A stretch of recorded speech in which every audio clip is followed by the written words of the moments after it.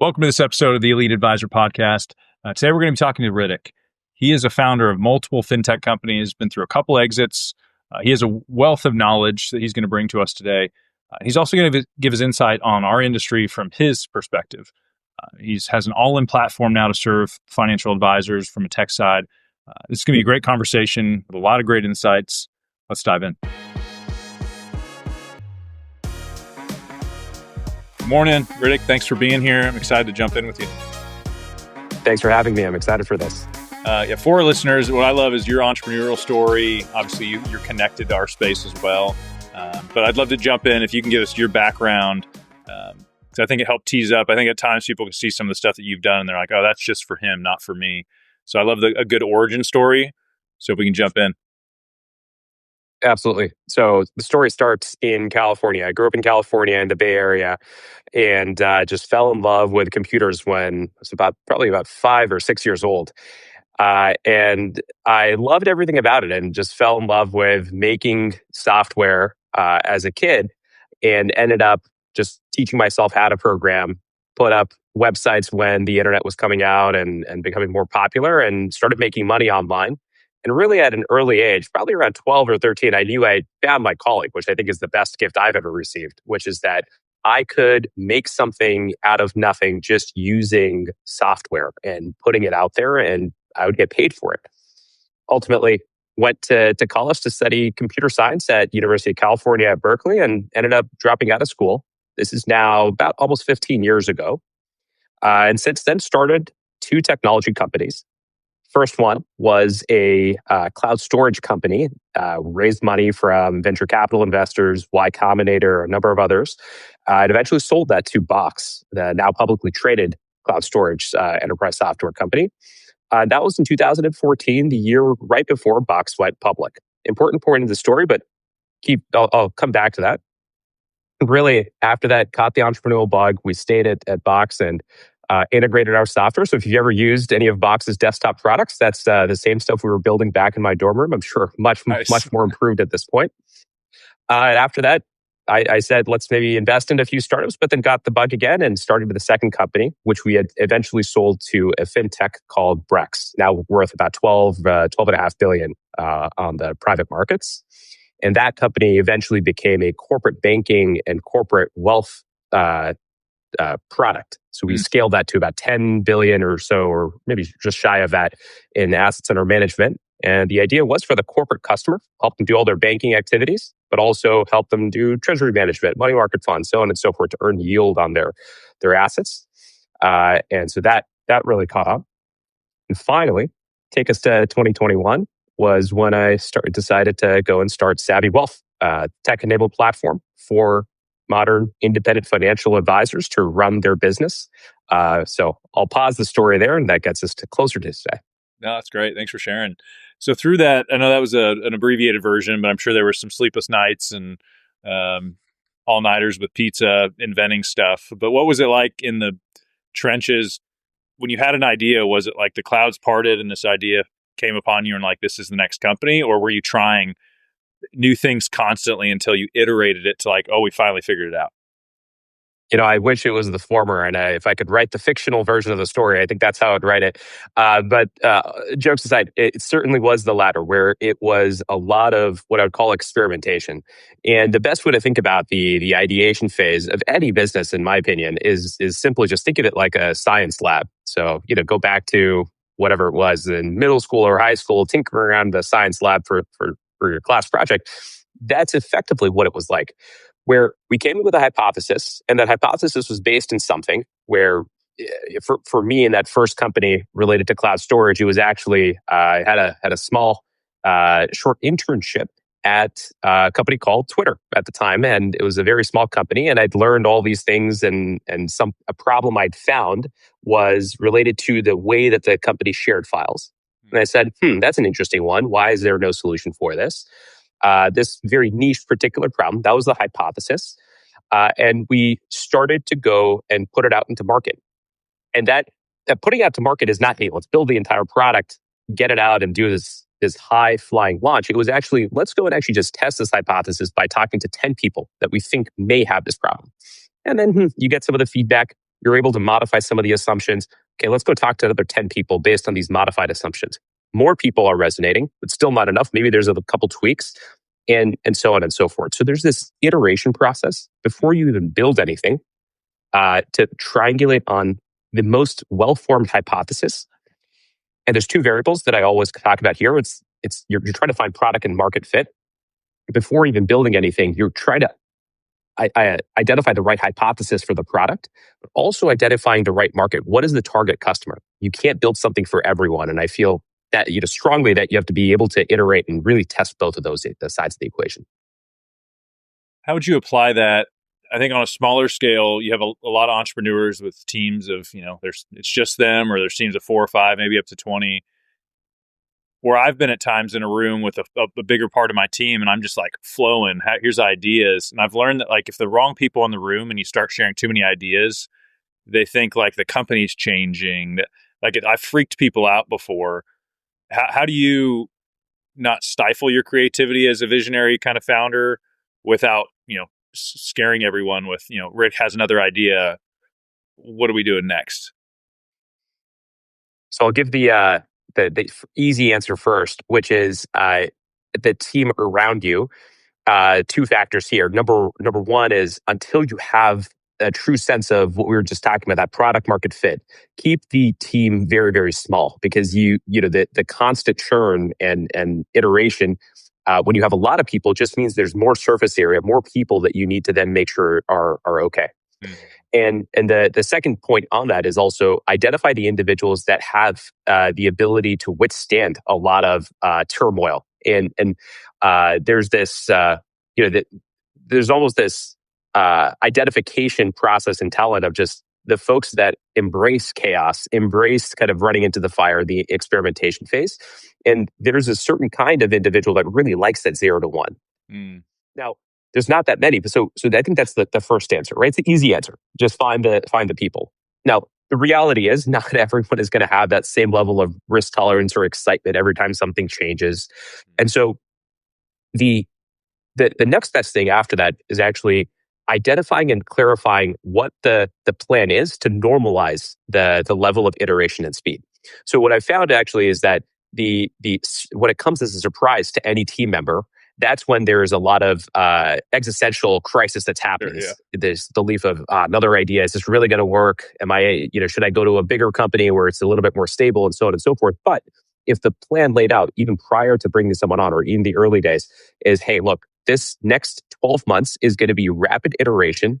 We might switch from one to another, but here's the science and methodology in which we're applying, in which we're applying in order to identify the right thing. So you're almost normalizing the concept of iteration, and I think that helps quell it, because you're setting expectations, and so it doesn't come as a surprise, and rather it is an expectation in order to arrive at the right answer. Yeah, that's helpful. I look back and I think at times I saw the path in my head. And so maybe there was an assumption of like, hey, follow me, but without pausing and saying, hey, there's a system in place. I'm being intentional about this. Yeah, I think in the absence of information, the mind probably wanders to the negative in a way. And that's probably, that's something, especially with smaller teams in the past, maybe I haven't felt like this needs to be a big formal thing, but I think clarity is a gift. Yeah, and as a founder visionary, I think that I've never wanted to stifle that part. I think that's necessary, to change the world. We need some people that seem a little crazy. But yeah, how are you being intentional about your impact on those around you? It's such a great point, and I think the unspoken things in your head are the ones that others may fill in the gaps with their own version of the story. So I think just being intentional about explaining and bringing people along for the ride, I think is actually the most important critical skill in the earliest days, where it's less about inspiring with this, very grand vision, because you're still maybe don't have that fully defined yet. It's actually being intentional about, look, I'm not being crazy. Here's what's going in my head. You can, we can poke holes at this kind of more from a first principles basis of, hey, this is the process I'm thinking. Maybe you don't agree with this and we should figure out what the right way to do this is. But at least I don't want you to create any stories. Now, that's, to your question on, how do you actually go and do that? I think many companies find their own footing. For us, and for me particularly, what I found is having a strong written culture, written communication culture, is actually something that really helped. Where even to this date, where the company is much larger now than it was on day one, Hmm. we'll still have every meeting have at least a few bullet points on context. What is the goal, the problem that we're trying to solve for that particular meeting, and so on and so forth. All the way to the, here's the annual plan and why we're, pursuing this strategy and not some other one, and a detailed analysis. And that could be, 15 pages long that's produced and kind of left as an artifact for the year. Hmm. So that written culture is the what I found is writing equals thinking. It's this concept that I think Amazon really popularized in the last 2 decades with their culture. And if you're able to articulate the thoughts in a written format, then you're able to then help others come along for the ride by because they can see step by step, kind of demystify how you've arrived at the conclusions you have, rather than just trusting you blindly, which can cause these stories to appear in their head. Yeah. Yeah, I have stuff running through my head right now where I'm like, oh wow, that's there is this element of like, hey, trust me, I've proven myself, and then like this grand reveal. Yeah, that's probably not the best option. I think would you say, are you like an inspirational leader, or are you more of like lead by example? Are you coming in on team meetings like smoke going, lights blaring, like pumping up, or you're like, hey, you just follow me and we'll get to the finish line? I'd say, if that's a spectrum on two ends, I would say probably closer to the latter of lead by example. Got it. And really, a lot of my instinctual response to a lot of things is, how can I help in helping get the job across the finish line? Yeah. I think having some level, I think the extremes are actually helpful to understand, and actually being able to modulate between the two is the skill that I think I've learned over the last, call it, 2 years. And that's usually hard. It's instinctually I might trend towards, hey, let me help by leading by example and kind of doing, but knowing when to lean the other way and be more inspirational and zoom out is actually a critical part. Some of the best leaders I have seen, and as through osmosis learned from, is actually their ability to go from 10,000 feet inspiration to 10 feet and asking the most pointed question. That is probably the most critical question, making that decision at that minute, Yeah. is probably the next level of leadership at this that I'm perfecting. Is that kind of through repetition? Because you just find yourself in more of those situations and you're like, oh, wait, it's happening right now and I need to show up differently? Or how has that evolved? There's two kind of potential things that I do. One, to your point, repetition, right? It's just the rapid pace that the company grows. You just have more surface area, more time you're spending in multiple situations, so you're able to modulate and assess what the individuals in the room or in that decision or process need. So that's number one. But number two is that the having good ability to take in and action on feedback is actually really, really important. So just as a quick exercise of reflecting on the past week, for example, of just knowing that I can tell myself, these are the areas that probably could have done a better job of either doing something a little bit differently, but also then inviting everyone else to feel comfortable giving feedback to me of, in that situation, here's what could have helped, and then knowing that for the next time. So it's actually very simple, and I think many situations in company building or any business situation can just be boiled down to, do you have good feedback mechanisms, and do you have enough repetitions? And basically, that's the muscle you're able to build in any sort of leadership. Was that natural for you, the feedback part, or was that something, as a young founder, you're like, I got this. Who are you to question me? Has that evolved over time? It certainly has. It certainly has. I'd say if I reflect back on the young dropout out of college, I think I remember myself as much more stubborn.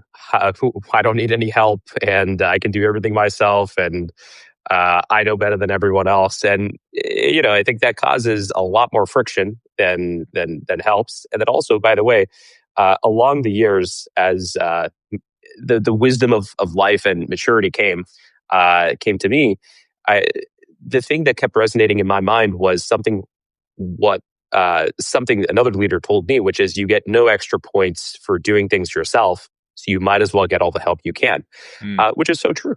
ultimately, if you're it's really your ego that's talking when you're saying, "Hey, I need to do all this myself."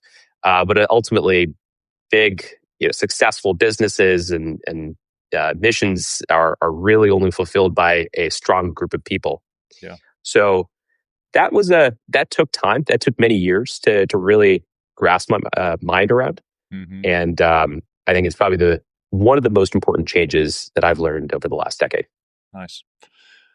What's your resistance story been like? Early on, was it I got to make money to eat, and I don't know if any of this is going to work? And then it's like once you kind of hit some home runs, and it's like, hey, is then comfort the thing you have to fight against? What's been your journey with that? Early on,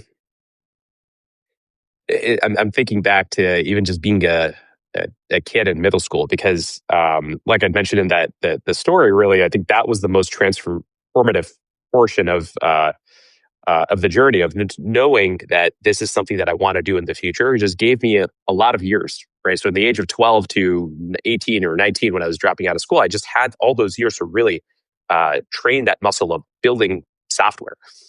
And I think the resistance story at the time, it just didn't register in my head. It's the naivete of just being a little kid and just having no concept of what are the consequences of doing something like this. So I just thought, well, isn't this just the default way? You decide what you want to do and then you go and do it. Yeah. I think the resistance story actually came when push came to shove. I was in college, had a little bit more sensibility in my mind by this point, and it truly meant there was a clear, well, actual cost. It was basically I was going to leave this college degree midway, so already spent some money into this, and there was effectively this opportunity cost at the time. And then leaving college, it was basically this black hole of just this sinking feeling of I have no idea what to do now. And raising money from investors was something of just the school of hard knocks is what the resistance was. I think it Mm. was 130, 140 meetings with investors where I think 12 said yes, and I call that that's an excellent outcome. Yeah. But I can say that now, but in the moment when you're 18, 19 years old, the thing that you're actually trying to overcome is actually the games that your mind is playing. Yeah. Because everything up until then, you're just letting naivete let the Superpower. natural response, like, let's go Yeah. do this. Exactly. And once you hear all these no's, what is it, 120 plus no's? That's when you start questioning all of these things in your mind. So I think that's the resistance where I decided that this was going to be the hardest mental game I can play at that age. And so therefore I must overcome it. Mm. Because I think this notion of only I can improve myself in the most rapid way possible was the way that I convinced myself that this is the resistance I need to overcome. And I still think today that 95% of the problems I'm facing are generally going to be some resistance I have in my head of this seems too unbelievable or unfathomable. And Mm. I think the believing the unbelievable is like the biggest gift anyone can provide. Mm. So you've gotten to a place where you've kind of normalized the tension of that it probably won't ever go away, but it gets easier. Exactly. I would say the tension continues and it ebbs and flows. I think it's never truly gotten easier, but that's not because. Uh, but that's only because I think the difficulty changes at each step function. So, for example, Mm. if you were to tell my 18-year-old virgin that I'd have to solve the problems of what it looks like today, that would be overwhelming. And actually, that probably I don't know how that could have happened in a rapid fashion. And so I think it's actually this notion of you compound over the years on your learnings.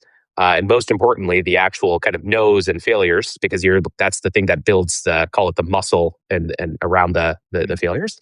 And so I think the game today is actually just much harder. So the amount of discomfort is probably the same as it was in the early days. It just I benefit from the compounding of over a decade of just having to do this on a daily basis. Nice. Yeah, well said. I like that. How long were you at Berkeley? 3 semesters. So what is that? Year and a half. Okay. My cousin played volleyball there, so I would go visit her when I was in college. Crazy campus. It was fun to walk around and just experience it. 100%. Yeah. Very, very unique, unique That's culture and campus for sure. It was great. yeah. Okay, so fast forward now, you were in the fintech space. I'm curious your feedback to advisors that are kind of boots on the ground, because I do experience when I'm coaching thousands of advisors, and I'm still an active advisor, is that there feels to be some kind of disconnect from like the big corporate level, the tools they're using, the value prop they have, and then the fact that only 20% of advisors last beyond 3 to 5 years. It's like, okay, something's not connecting if our retention rate is so low, yet the industry is still very profitable. And so I'm curious, from what you've learned working on the side of the business that you are, do you have insider advice for advisors that are not necessarily on their way out, where they're like, I'm just going to kind of ride the status quo, but they're like, well, where are we going? And how do I get ready for that? Absolutely. So I think uh, the earliest years, the most formative years of being an advisor is really going back to that, what I would call that product market fit question. And in this case, the product just happens to be where you as an advisor are off, what services you're offering, the way that you offer those services, what are the unique value props that you have, and then the market is simply the niche that the client that you're looking to serve. And so I think that you look at the stats, and the first 3 to 5 years are so formative, but have the steepest drop off because it is really hard to figure that product market fit question out when in a very kind of crowded and noisy market. Uh, this actually goes to the notion that every advisor has a really hard job in the early years. You're basically trying to start an independent business, each and every one of these advisors. Yeah. So there's a few things. One is that the infrastructure that a platform can provide, in our opinion, is certainly one of the most critical things that can help alleviate a lot of call it the consternation and churn in those earliest years, because that is not something that is going to directly impact that product market fit. They're really working with clients and understanding what is your unique value prop. So the technology stack, the servicing, and so on and so forth. In fact, we think that we could actually, based on what we've built, is actually that can be something that is able to reduce the amount of time you spend on the middle and back office, because that's not working towards that. Second is actually that the incentive systems of most of these firms and platforms is actually that they want to bring in as many advisors as possible, because they don't care if one person is not working out versus another. Ultimately, it's just they're still benefiting from it. Yeah. And I think the way we always think about it is actually, if you believe that every advisor is running an independent business, then why don't we treat every advisor with respect and call it that way from the beginning? And we say, look, the advisor at Savvy is running an independent business. We're here to support the advisor, and we have all of our success metrics based on the how much we're able to support the advisor, response rates, success, satisfaction scores, and so on and so forth. So I think those two things are the things that I would be thinking about as an advisor. How can I get rid of all of this middle and back office work as much as possible, because it's not moving the needle on figuring out my product and market fit? And then how do I find a firm that's aligned with me in making it such that the firm is really treating the advisor as their customer and making sure they're satisfied so that they can focus on figuring out what works best for the client. Yeah. I hear from a lot of advisors, unfortunately, and I felt this way in the past too, where it's like whatever the partner is, whether it's the umbrella RIA or some tech, like it's almost they're like a resistance point to success, like a necessary piece. Obviously, we're in a very compliance heavy environment. All this stuff is necessary. Those rules are always changing. What was the thesis around Savvy Wealth? Like, what was the thing you're saying? We see this, and that's the thing we want to solve. When we originally were starting the company, the thesis was to effectively flip the narrative, where we said, how can we, instead of being a friction point for the advisor, enable a lot of the behaviors and actions the advisors want without obviously breaching the lines of compliance and doing something egregious. Mm-hmm. So what that meant was, every single time that we had heard an advisor tell us a story about this is what my firm or platform could help me with, we always tried to go back and think, is there a solution we have? And that solution could be, is it a process change and it's just it's a service team member on the operations team? Is it a software limitation that the other firms are bringing in? And it's actually, there's no technical reason we can't actually overcome that. So could we build that?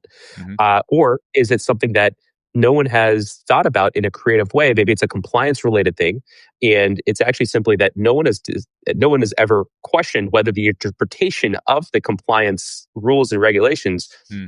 can be treated differently. And I don't mean to be to we're not being cute with the compliance. It's simply just, hey, let's make sure that this is exactly, is actually not allowed versus this. So in each of these cases, it's trying to find a way to say yes to what the advisor wants to do, and then coming back and meeting in the middle of saying, hey, this is where the line has to be drawn based on X, Y, and Z.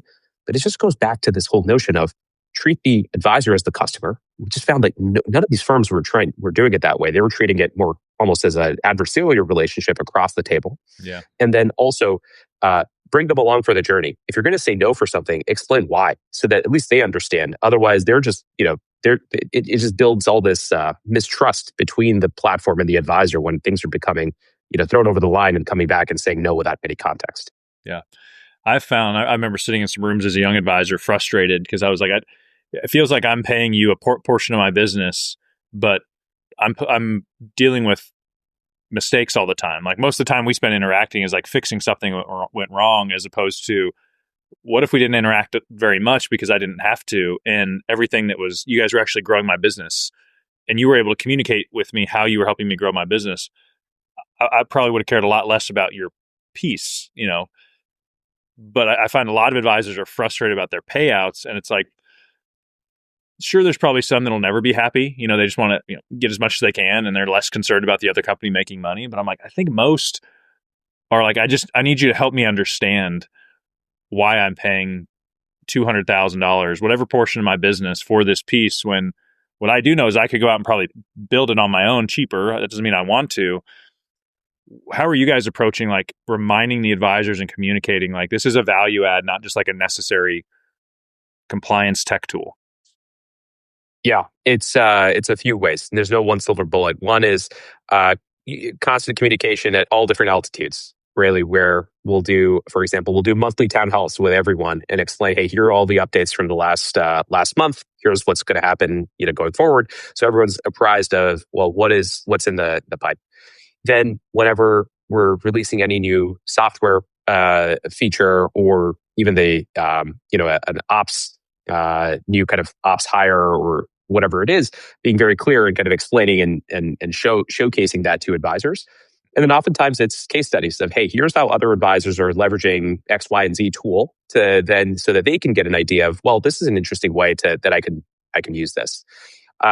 All to say, we've actually now found that this is even more important, given that we've grown both the products and services we offer, but also the base of advisors that are leveraging it. We actually have a dedicated team called the Advisor Success Team. And that Advisor Success Team is their sole job is to make sure that their advisors that they partner with, that they're supporting, understand the tools and services accessible to them, right? What is the menu of options? And that can be overwhelming sometimes. And then based on that, helping them with their business, almost acting like a business consultant of, hey, potentially these tools could help you in X, Y, and Z way. It's never overbearing. No one's ever forced to use it, but just offering those suggestions makes it really easy on the advisor so that they don't have to sit down and start to study a completely new system and try to apply all this logic that they, again, just not frankly a good use of their time. Yeah. What's the feedback loop you guys create? I guess that team probably gets feedback. Do you have like an advisory board of advisors? Like, how do you stay as in touch as possible with like what's happening day to day for an advisor? Yeah, it's something that's top of mind for us since day one. Strong feedback culture. Basically, we say again, multiple altitudes. We do have now what we call the advisory council. So it's a select few advisors, rotates periodically, and that's a very targeted way to a very structured meeting of getting good feedback. So it's the executive staff plus that select few advisors. We also have the advisor success team, of course, constantly engaging, and a number of other teams. So you're collecting feedback that way. And our product development, our software development team is also sitting with the advisors constantly and getting their feedback. And oftentimes they'll show very early wireframes and start to get feedback all the way to other modalities. So those are all the structured ways. And then we use internal company comms, Slack, and in the product. Advisors are constantly submitting new functionality and feedback. So we're always triaging that and using that to define what the roadmap looks like going forward. Nice. All right, as we wrap up, for everybody listening that is not familiar with Savvy Wealth yet, give us kind of like is it we're the only solution you need, or it's like, hey, this is the piece of the stack that we dominate? How would you break that down for us? We, at Savvy Wealth, we're an all-in-one AI-enabled platform. So truly, it is the one solution that any advisor needs. We help from everything on the advisor's onboarding, licenses, compliance, and so on and so forth, to building all the software and services for your CRM, the interim financial planning, all the note taking. We have a client servicing team, investment operations support, client marketing. So it's really a 360 on anything that happens in the middle and back office, everything except the client and the advisor relationship, because that's the area that obviously the advisor wants to really focus on. We're here to help and support across the board. Love that. Yeah, as I speak and coach, I think the some of the epiphanies I've had is there's the activities of our work and then there's the purpose of our work. And I think at times, especially with AI coming, if you think the activities of your work are your purpose, like you probably should be scared. If the rebalancing of portfolio, the placement of life insurance, like running the quote, like if those are the things that you think you are in this industry to do, like a lot of that probably will be streamlined, eliminated. But if your purpose is to educate, inspire, encourage, challenge people to take action on their plan and guide them through that process, I mean, we're not going anywhere. I do think, though, that your skill set has to be things like communication. Your knowledge has to be there on the spot. Like, how are you illustrating your value to people? And I feel like I wish on day one somebody would have told me, like, hey, it's not about learning to sell life insurance. Like, you got to do that, but like, really, here's the skills you need to learn. Because from trial and error, I had to be like, oh, actually, I probably have to be a great communicator. Like, that actually might be the main skill I need to learn. And it took me a long time to figure that out.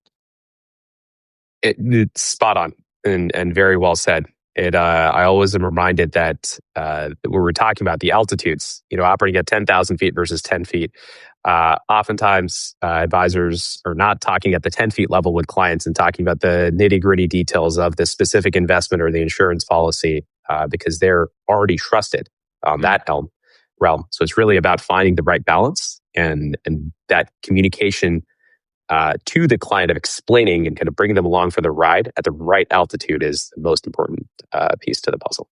Good word. All right, my friend, I appreciate you. Thanks for being here. Likewise. Thank you. Really appreciate it.